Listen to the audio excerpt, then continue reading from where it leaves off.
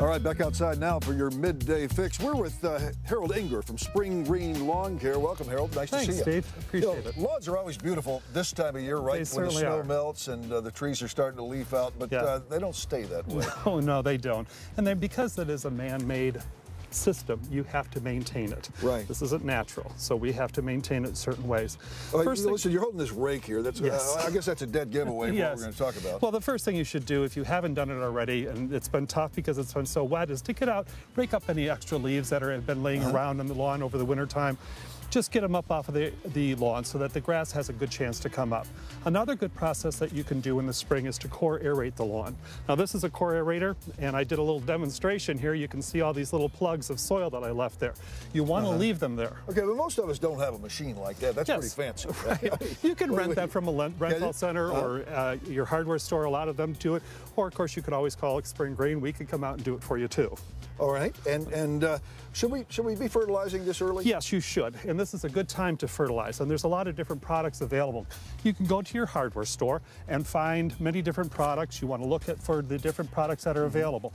Now, there's two things. If you want to get rid of your crabgrass, you want to use something that has what's called a pre-emergent or a crabgrass preventer. Scott's Halts will be a good product Real quick, do you do this even if you don't have crabgrass? No, if you don't have a problem with crabgrass, you don't have to.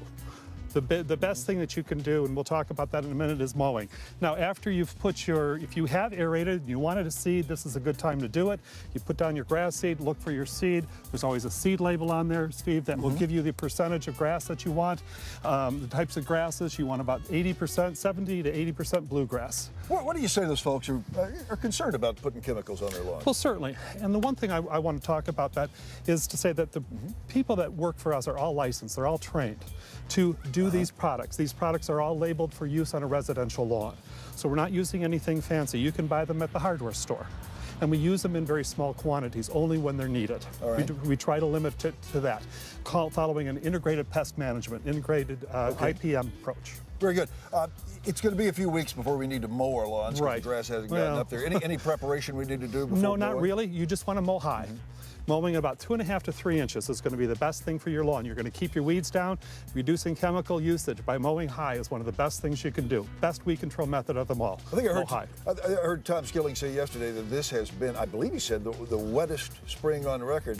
We're not going to need to water for a while. No, you won't. But this soil doesn't keep moisture very long, so you are going to have to water some eventually. If you're going to water, be consistent on it. Do it every week. Don't do it a little bit now and wait a month and do it a little bit more.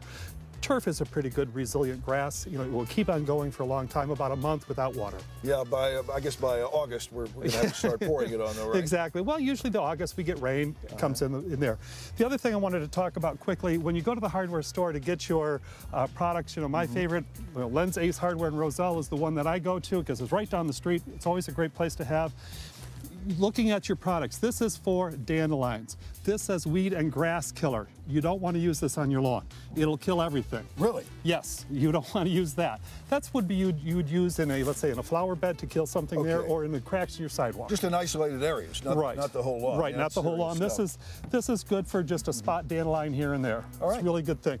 And then, if you're going to mix up, using a hand can, that was what you want to use. Harold Enger, thank you so much. It's your website, SpringGreen. It's spring-green.com, or check out our website, WGNTV.com. Thank you. Pleasure to have you on. Good luck to you. Bye-bye.